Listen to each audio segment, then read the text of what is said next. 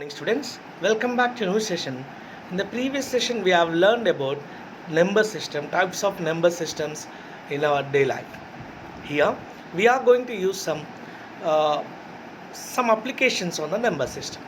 When we think about rational numbers, the first question just we have in exercise 1.1, we have some problems based on applications of rational numbers. First one, is 0 a rational number? Can you write it in the form of p by q, where p and q are integers and q is not equal to 0? We know that the rational number defines with it should be in a form of p by q, and p and q are integers and q is not equal to 0. Based on this, yes, we can write any number, any integer with a denominator as 1. As 1 is a multiplicative identity, it does not matter the value if you divide with 1 for any integer or any number. So based on this concept, yes, it is a rational. It can be represented in a form of p by q, that is 0 by 1.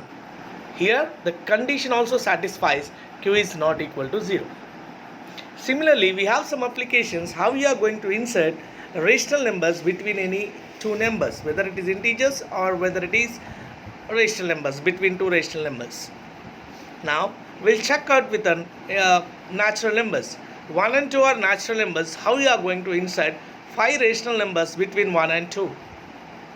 Now if you want 5, we are taking n value as plus 1 to the given find out numbers. Like you want to find 5, so n you are taking as 6. So you are making 1 and 2 as its equivalent fractions by multiplying 6 by 6 to both numbers.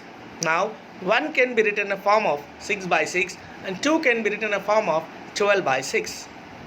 Now in between you can see 7, 8, 9, 10, 11 with the denominator 6 for all these numbers, that is 7 by 6, 8 by 6, 9 by 6, 10 by 6 and 11 by 6. So this is the easiest way to find out n number of rational numbers between two natural numbers. Now you can try with 3 by 4. You can try with 3 and 4 inserting 6 rational numbers. Similarly, if it is a rational number already, if you have denominator same, there is no problem. Same thing can be repeated as you have done with the natural numbers. Now you are going to insert 3 by 5 and 4 by 5, two adjacent numbers. If you take with the denominator 5, so you want to add 5 rational numbers between them. Now we are multiplying with 6 by 6 for both the fractions. So when you multiply 3 by 5 with 6 by 6, you got 18 by 30. When you multiply 4 by 5 with 6 by 6, you got 24 by 30. Based on that, you can see 18 by 30, 19 by 30 to up to 23 by 30 as a 6 rational numbers. Now if we are going to learn if the denominator differs for both numbers.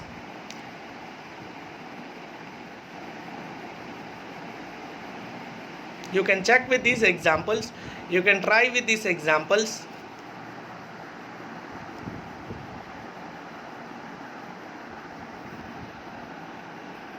You can try with these examples, finding 7 rational numbers between 5 and 7 and find 8 rational numbers between 3 and 11. Actually, after this question, we are going to learn how to insert a rational numbers with a formula. Now first we go with these statements. State whether the following statements are true or false. Give reasons for your answers. Every natural number is a whole number. Yes, natural numbers include in whole numbers, so every natural number is a whole number. Every integer is a whole number. No, as negative numbers are not included in whole numbers. You can say one example, root 3 is not a whole number. Every rational number is a whole number. No, as we have fractionals which are not whole numbers but they are rational numbers. Now we can see how to find out rational numbers using formula.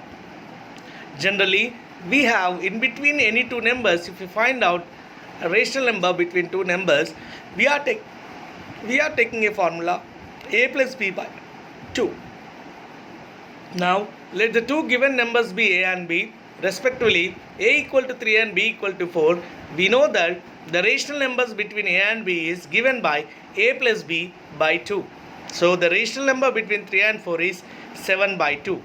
Similarly, if I want to take one more number, we can insert other number by taking a equal to 3 and b equal to 7 by 2. So a plus 7 by 2 you are doing. You will get 13 by 4, which will be between 3 and 7 by 2.